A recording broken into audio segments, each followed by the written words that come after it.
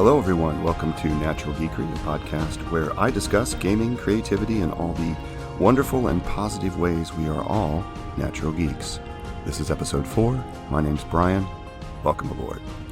So today I'm pretty excited about this episode, and I hope you will be too. It might run a little long. We might even get a two-parter out of this. We're not sure. I'm going to be doing the first of my interviews for Natural Geekery, and more on that in a little bit. If you notice a sound difference, that's because I am recording in a different spot than my normal recording studio. So I apologize for that if it sounds a little weird in your ears. We'll try and fix that by the time we get to episode 5. With these interview sessions, there might be some differences in sound quality. Bear with me as we work that out. So my voice is also a little froggy. That's because I just spent 4 days at Gen Con, and I'm not sure my voice ever recovered from the Friday night Critical Role performance, which strained my cords a bit, and it's only been a couple days for them to heal. I got a little too excited. We're back from Gen Con, and it was an amazing show. First and foremost, big shout out to the weather gods out there, because I cannot remember in the numerous Gen Cons I've been to, I cannot remember a more temperate and nice series of 4 days of weather. It was absolutely amazing. It never really got too warm. A little hot in the sun sometimes, but hanging out on Georgia Street at the food trucks and just walking around downtown Indy was wonderful, which in early August is not normally the case here in Indiana. So first of all, that was awesome. Also, a big shout out to the hashtag D&D Fitness folks for all of your support, getting to meet everyone. That was really, really great. Due to D&D Fitness, the hashtag on Twitter, I was able to meet all of my fitness goals that I had set about 8 months ago.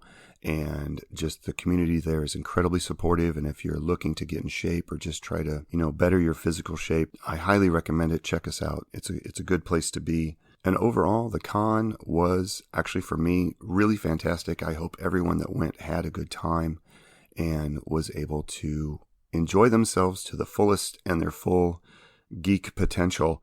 And with all that taken care of, it's about time we move on to the main part of our show. And that's going to be the interview section. And this is going to be the first interview for Natural Geekery. One of the things I want to do with these interviews is I want to talk to and learn more about everyday gamers. Folks out there that are just going about their business, working their 9 to 5, having to carve out time to game, and just hopefully getting us all to connect through this hobby that we love and this culture that we love, and let you share and experience what it might be like for someone else in the hobby. I think that's going to help bring us all together. And like I said, it helps illustrate how we're all natural geeks in all of this. So it only made sense that my first interview be with one of my oldest gaming buddies. We go back to the dawns of time. He joined me on Gen Con, which was extremely fun to have him as my wingman through those 4 or 5 days. And it was his first Gen Con. We're going to talk about that in the interview. But I'm going to introduce you now to Scott Hippensteel. And we're going to talk a little bit about what got him into the culture, kind of what he does when he's not rolling dice. And hope you guys enjoy it. Hi, Scott. Welcome to Natural Geekery. I caught you right in the middle of taking a drink of coffee. That's pretty funny. Go for it. Good morning, Brian. Thank you for having me on the show. Absolutely. So we go back, we decided at Gen Con that we should probably adopt the label grognard. Grognard is an old war term that I think it goes back to the French Revolution, Napoleonic era, that is, it means basically like an old fighter, an old grizzled guy who's rolled too many dice on the battlefield, maybe. Arr. Arr. Okay. Scott is the Director of Instrumental Studies at Shepherdstown University in West Virginia. Has a doctor title and everything. He's very important over there when he's not rolling dice and being a geek. So how long have you been at Shepherdstown? Just finished my 8th year. 8th year. And so you basically, you direct bands, you direct ensembles. You conduct, what classes do you teach over there? Yeah, I teach classes in conducting and instrumental music education. Okay. And so right after Gen Con, we were talking about this on the drive home, you are going to be, you're going right into band camp, right? That's right. Less than 2 weeks. Drinking from the fire hose. So what does band camp entail? Band camp's like 120 hours in a week or something. It's something very intense. Talk about that. It's about 100 hours, but it's just really intensive opportunity for us to learn our music and drill and bond as an ensemble before the season starts, before school starts. We have about a week of preparation. Okay. And you're going right into that, right into the August heat. It's going to be fun. You'll have a blast, I'm sure. So tell us how we met. I may jump in, but go ahead. Oh, yeah, please do. Yeah. Well, we met as students at Indiana University in Bloomington, and I was a music student, and you were... I was just a student. This cool guy who lived across the hall, this really tall guy. And we had met in passing as residents on the top floor of Reed. And one night I came back from a concert dressed in my tuxedo as I had just finished performing. And there was a water gun fight going on in the hall. There was a massive water gun fight going on in the hall. Massive. And I just looked around and everyone was having a really great time. And so I just slipped into my room without getting too wet. And let me jump in because we saw this fine gentleman show up with his musical instrument in its case and his tuxedo. And I pretty much leapt out into the hallway and called a ceasefire because who wants to get this guy wet, right? Like, no need to make an enemy now. So we did. We had a ceasefire. We're like, whoa, tuxedo on the floor. And you slid into your room. Come on. Yes. And then I started rummaging through my materials and I came up with a water pistol, filled it up in the sink. Like you do. Yeah. And I jumped back in the hall and just jumped right into the fray, still in tuxedo. I wasn't wasting any time. I'm pretty sure you nailed me right in the back of the head. I'm pretty sure my first introduction to you was getting shot in the back of the head with a squirt gun, besides seeing you in a tux every now and then. And yeah, that was it. And somebody said, "Oh my God, it's James Bond." It's James. And so, ever since then, he's now been Commander Bond. That's his nickname. I use occasionally. He is known as Dr. Hip now. I'll put his link to his Twitter down on my page if you want to check him out. Dr. Hip. So ever since then, we pretty much, I think the next week or like a few days later, I was like, "Hey, you want to play this game called GURPS?" Like, I've got this NPC you can play. That pretty much sealed the deal. Yeah, really. I started playing it. I've been hooked ever since. Yeah. So Toral Goldtooth. Poor guy. I can't remember how he met his demise. He did he? Because you went on to Rothgar, but. Of course, you folks are like, who's Rothgar? But we're not going to get into that. But, we may. But Toril, I was like, I don't know. I remember there was a ship battle or something, and it went really poorly for him. Yeah, he went swimming. Right.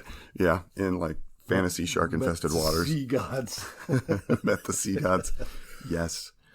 So that's how we got started. And unbelievably, Scott had not been to Gen Con. We're going to talk about Gen Con in a minute, but he hadn't been there, and it was really nice to be able to say, dude, you're coming with me this year. That would be awesome. We don't get to spend much time together because distance apart and our jobs and everything. So this has been a pretty special week, really. So thanks for being here and agreeing to do this. Mm-hmm.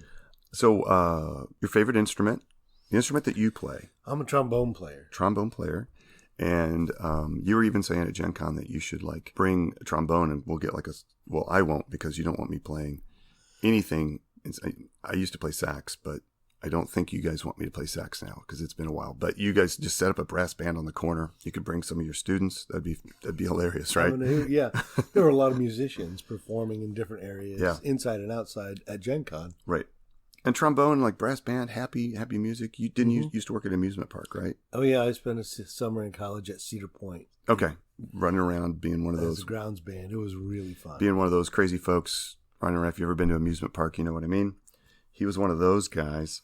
Now, when you get into RPGs and gaming and all this stuff, do any of your students know about this? Do you share this with them? Does this come into how does this at all enter into your professional life? Yeah, I definitely have students that, in fact, I remember last year a time when a student was walking down the hall with a Dungeons and Dragons shirt on. Okay. And I was like, oh, do you game? Yes. And then immediately it's like, yeah, we have this gaming group. And it turns out it was several of my students that play together regularly on the RPG. So we just got to talk about, oh, yeah, I played for years. And I thought, what? And so they were kind of surprised that I was a gamer. But we've had several conversations. There's actually some of my staff and faculty colleagues also do role-playing games or are into Critical Role. And so there's a lot of side conversations, but it's not necessarily what they see about me first. Right. But it's a fun aspect and a way to relate to students. Right. Absolutely. Absolutely. And now with your family, you've said you had run some games with your family. You've run some D&D games, I think, or something with your kids. Yeah. Some GURPS mostly. Yeah. Okay. With set in Forgotten Realms. And, Right. And with my kids growing up, they've learned how to role play along the way, and there'll be family gatherings. I'd just be like, "Here, everybody, let's make a character," or "Here's a pre-gen character, and let's play this little scenario out." And when they're there for a couple of days or something, they have a lot of fun, and we've been able to do that several times. Okay. Actually, going back, I want to go back and touch on with having students that play D&D and that connection that forms. Does that make you nervous? Is that like any sense? Do you ever worry like, oh gosh, I just revealed to them that I'm a D&D geek? Is that gonna does that ever come into your mind at all? Like, oh no, I've revealed too much. I'm going to have to take him out. No, it doesn't bother me at all about that. But it's kind of interesting because there's also been a stigma on the band geek world. Oh, sure. Much like the role player game. So I think we've all sort of been just like, we're over that. We are who we are. Yeah. And that's so important. Yeah. It's so important to get to that point. And so, we're just going to have some fun with that. And I think it's more important that there's a connection made and that it's fun that they see that they can enjoy doing other things besides just being a musician. You know? Right. Absolutely. So let's talk about games. What's been like? I know I've run most of the games you've played in, so we won't go into like actual storylines, I guess, at this point. But what's like as far as game systems? What do you prefer? What are you enjoying now? I kind of got started with GURPS. Right. And we had a campaign called the Wind Riders that was top secret information, folks. A lot of fun. And it was set in a D&D world, but I didn't really learn the D&D system as much. But and that came later. Yeah, it came later that I learned more of that. And I think each of the systems is sort of just more a vehicle to storytelling. As I've evolved and gotten a little bit older, we've started a Fate core game, and I like that creative freedom that it allows to be able to create a larger narrative and tell the story. And so I guess I'd say maybe early on having all the stats out and being a little more crunchy was easier to get started, to jump into. Yeah, like a template almost. Like it helped you kind of get your formative space as to how to game, how to put that narration to the dice, etc. Yeah. And now that I'm older, I really like the freedom of being able to tell the story more without having to have that structure there. Right. So next question, what's been your favorite character? What character class? Tell me about your character. Go ahead. Go for it. I think that I'm still exploring that. To a certain degree. My main character was a fighter and, just kind of wade in and get it done kind of guy, which is awful lot of fun in certain situations as well. Now I'm playing a bard who has to really cautiously approach situations a little bit more. I think there's a little bit of roguish nature about myself, a scoundrel, if you will. No. That always resonates. No, I've known you so long, and you're just telling me this now in front of all these people. With that. How could that be? I never would have guessed. Okay, so yeah, and also I think with the Bard, it's been interesting for me as a DM, because I'm running the game for him. It's been a new arena for me to explore. Okay, how do you run a political espionage game where the minute the blades come out, that's not a good thing. Like, it's never a good thing, but even more in a political espionage setting, like it's all cloak and dagger stuff, and it's been really cool so far to move that story along like that. Absolutely. One of the other things I wanted to talk about in the interview, we're both strong Tolkien geeks. We love J.R.R. Tolkien and Lord of the Rings and all of that stuff. And more importantly, I wanted to drill down into your involvement with that's Lord of the Rings Symphony. I'm going to have you talk more about that, because you know all the deets on that. But I want to bring this to the forefront of folks who are listening, because I don't think you know about this music. You can find it on YouTube, so I'll put links in the show notes. But I'm going to have Scott talk about this Lord of the Rings Symphony that's been around a long, long time, well before the movies, and its history and his involvement in the most recent version of it. So if you just want to jump in, this was a project that you got involved with. Well, you got involved with this composer all the way back in your your graduate work. Undergraduate, yes. Okay. All right. So this goes way back for you. Yeah, actually 30 years back, because in 1989, he wrote this. The composer is Johan de Meij, Demeij, and he's a Dutch composer, a musician and trombone player, and he started writing band music, music for wind bands. And this first symphony is called the Lord of the Rings Symphony, and it's based on 5 characters or places from the books. And the first movement is called Gandalf the Wizard. Mm-hmm, yeah. And it's really cool.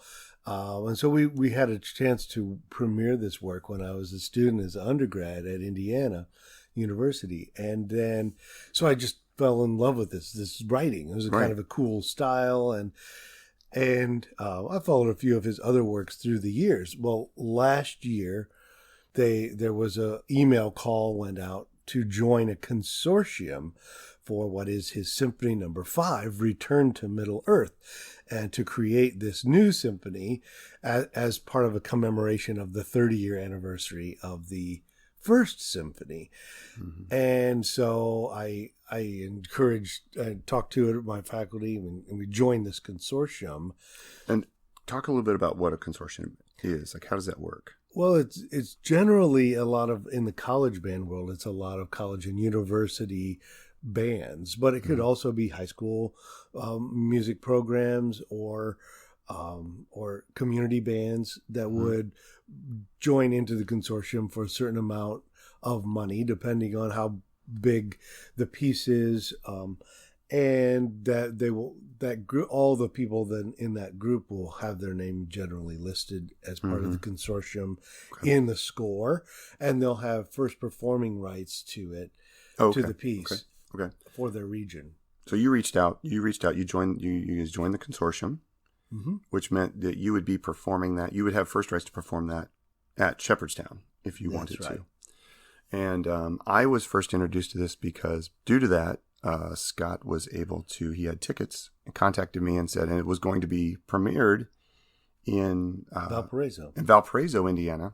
And so we went up there to see this. Talk a little bit about, the first symphony is really nice. It's just gorgeous. The second symphony takes place not in the Lord of the Rings books, but mainly the Silmarillion, right? Correct.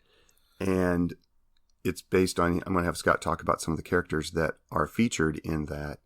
But this symphony rocked my world. I've never heard anything like it, and quite honestly, I think it beats the Lord of the Rings score. Now that's a big statement, but I think if you get a chance, I don't think it's out. I don't think it's very easy to find right now because it's just really kind of gaining speed.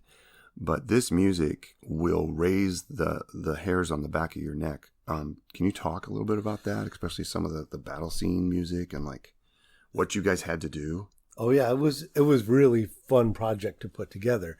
And one of the things that made me interested in it in the first place is it's not just the wind orchestra or wind band. Right. It's also full chorus and a soprano soloist.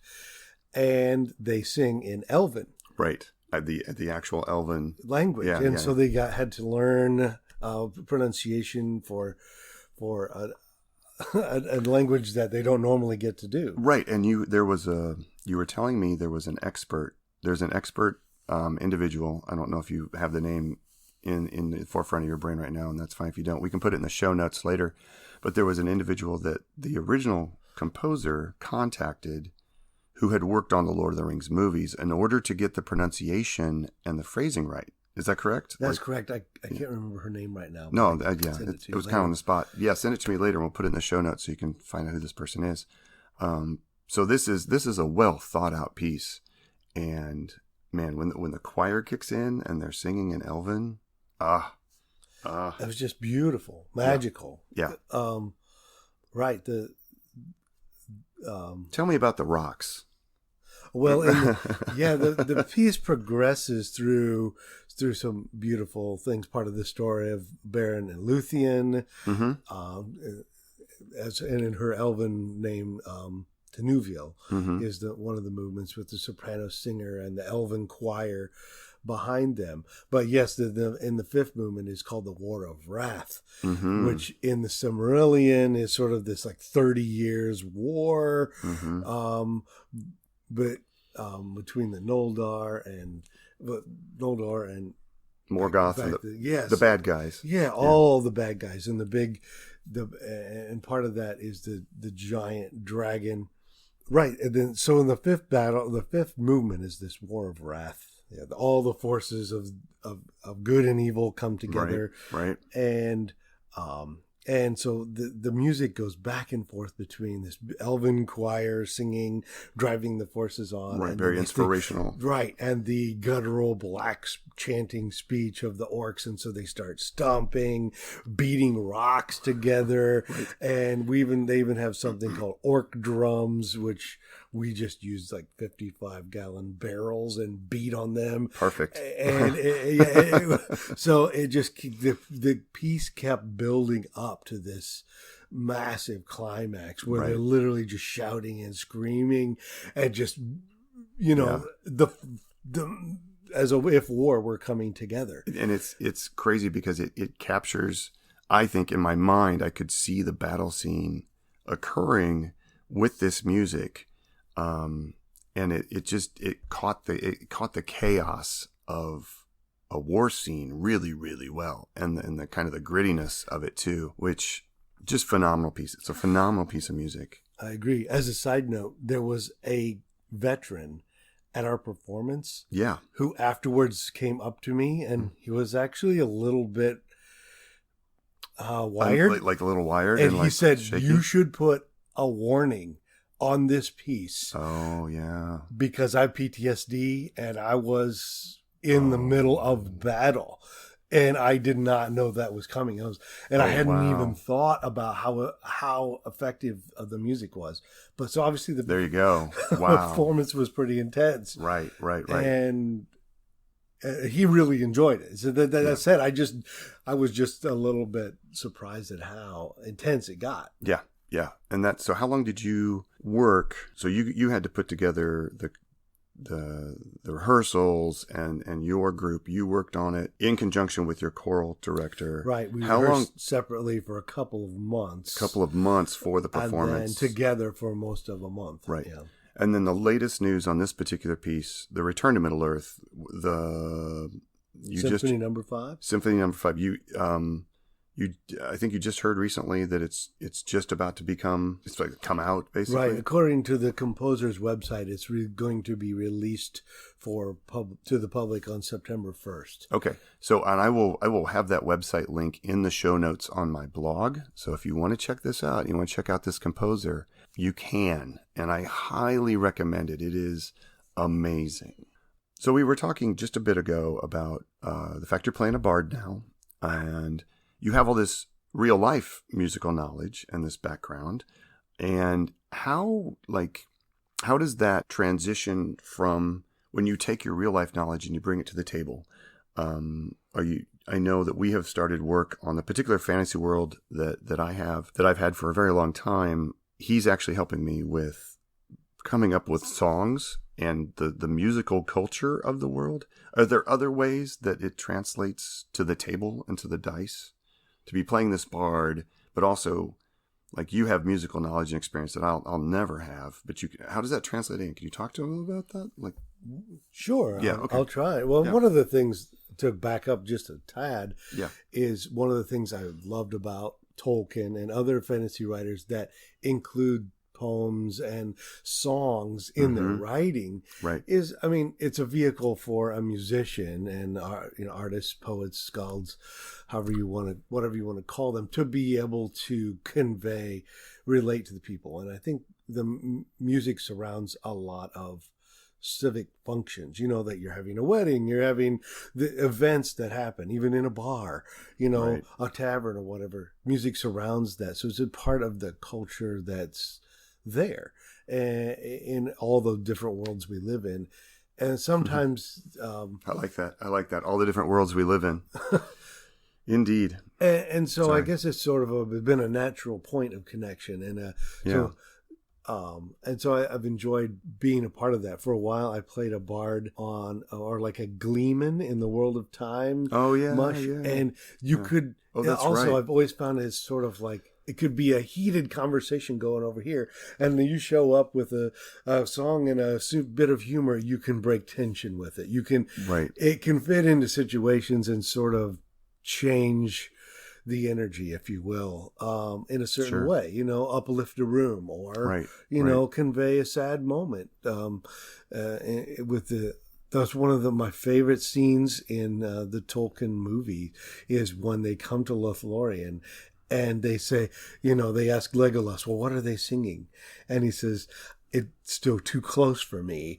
I can't even tell you exactly. I can't put it into words. And that's always like really powerful as a musician, like to connect with people in that way. So I think, it makes me, I guess, keenly aware of the connection with the human soul, if you will, that music has, and just how it's related to our life events and movements. And so it's fun to play a character that can sort of interact with people on a different level. Right. And it becomes a vehicle, in this case as a bard, for him to also connect with people, to learn facts and little espionage facts. Going back to the game we're doing, little espionage facts. Yeah. Okay. So we just got back from Gen Con. We crashed pretty hard last night, and he will be hitting the road here in a few short hours back to his home state. But we still have the buzz, and I wanted to talk to you a little bit about what it was like being at your first Gen Con. Go for it. Well, as a Gen Con newbie, I sort of knew what to expect from your conversations, or I had a certain set of expectations in my mind. And I wanted to give a shout out to Scraticus and Tall Squall for a little YouTube video that you put me onto that really explained the details of the experience. So between you and them, I thought I was ready to go to Gen Con. Everybody says this, I think.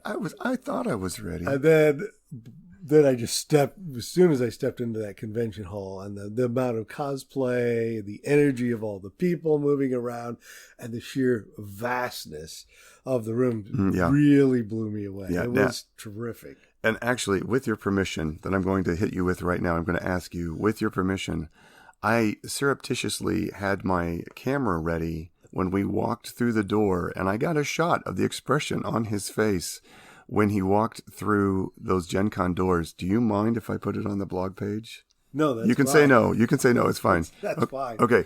I'm going to put it up there so you can see the look on his face when the totality of the Gen Con vendor floor smacked him full in the throat. Face. Yeah.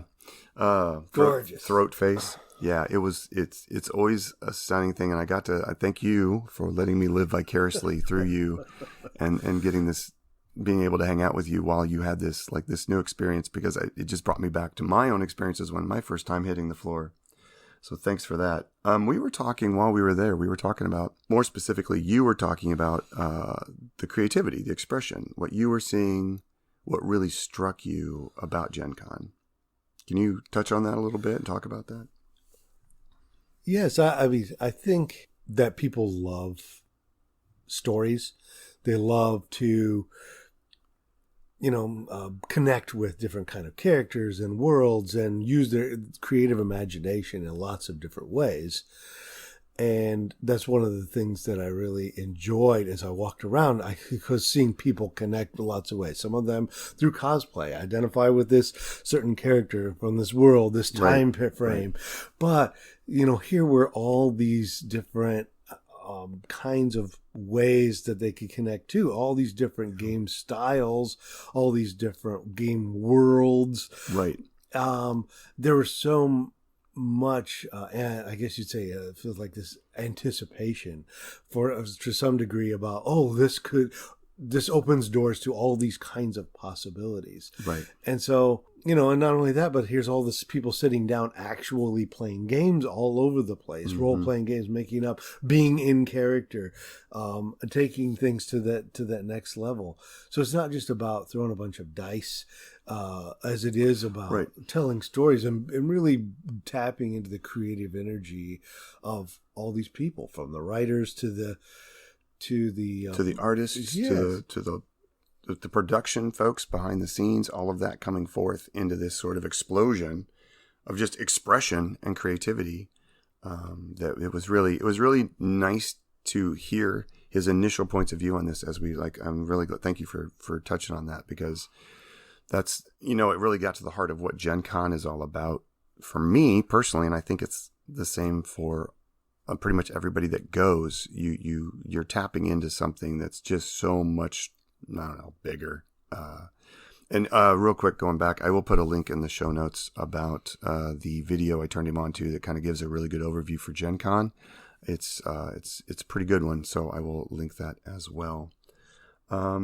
Okay. Well, I think that's all I had. Thanks for being on the show. Thank you very much for having me. I may be able to coerce this guy to be a co-host from time to time if he's willing. If you're okay with that. Absolutely. Are you sure? Oh yeah, I'm a natural geek. Okay, all right. Natural band geek. We can get on some pretty crazy riffs when we're just sitting around talking. So I thought it might be fun to bring that to the podcast.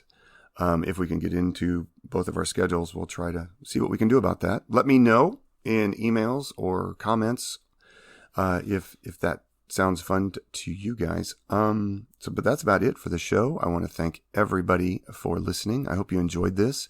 More interviews like this to come. And as always, if you are interested in being interviewed by me on the show, all you have to do is send me an email, contact me on Twitter. I don't care. We'll sit and we'll talk for 15 or 20 minutes. Tell me about your character. Tell me about what your history's been playing these games, being part of this culture. I want to hear about it, and I want to share it with everybody else so we can all connect a little bit better. And with that, that's going to be a wrap on episode 4. I hope you've enjoyed it. I hope you've enjoyed this little interview with my buddy Scott Hippensteel. And you can contact me, as always, at naturalgeekery@gmail.com. You can find me at the Natural Geekery blog. And almost every day I am posting on Twitter at Coyote Guy. Any of those places you can reach out and contact me. Feel free to do so. Thanks for listening. Once again, you're needed out here. Make a plan, roll some dice, have fun, be a good person. Talk to you all in the next one. Bye-bye.